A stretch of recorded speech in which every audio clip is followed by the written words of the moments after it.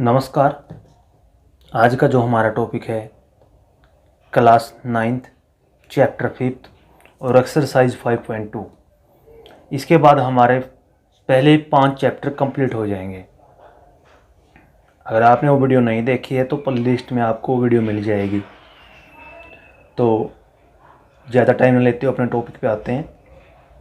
First sum, how would you rewrite Euclid fifth postulate so that it would be easier to understand. यानी कि आप fifth postulate को कैसे समझा सकते हैं कि बिल्कुल आसानी से कैसे लिख सकते हैं कि ये बिल्कुल समझ में आ जाए। मैं इसको के बारे में आपको पहले भी बता चुका हूँ, ठीक है। पिछली वीडियो में इंट्रो में मैंने बताया था इसको के बारे में अच्छे तरीके से।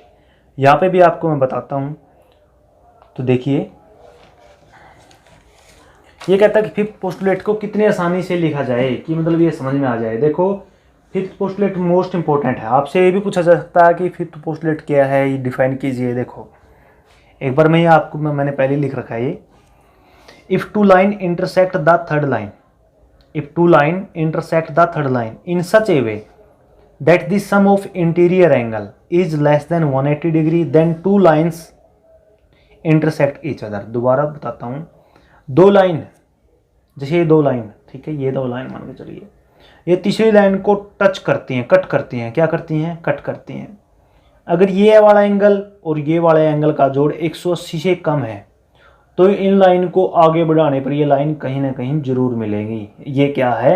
Euclid fifth postulate. क्या है? Euclid fifth postulate.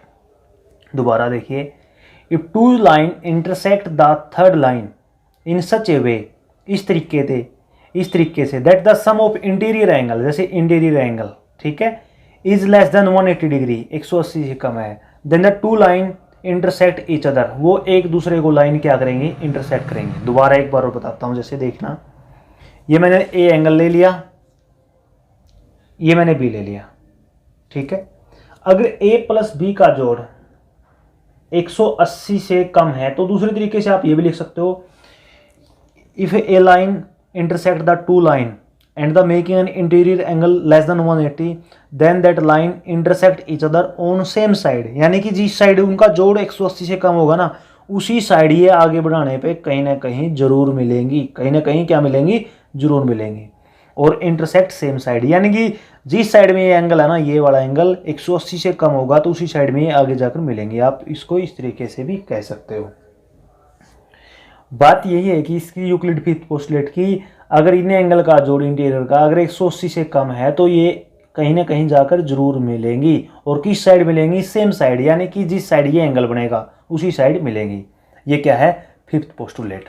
इसके बारे में आपको पिछली वीडियो में बता चुका हूं, मैंने यही बताया था। अब सेकंड सम पे आइए। सेकंड सम क्या है?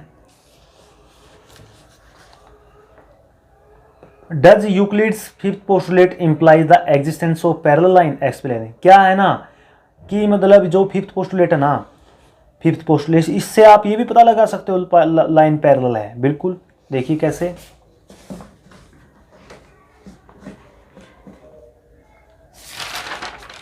देखो, yes, Euclid's fifth postulate implies the existence of parallel line। यानी कि जो फिफ्थ पोस्टुलेट है ना, वो उपस्थिति दर्ज कराता है किसकी? पैरेलल लाइन की।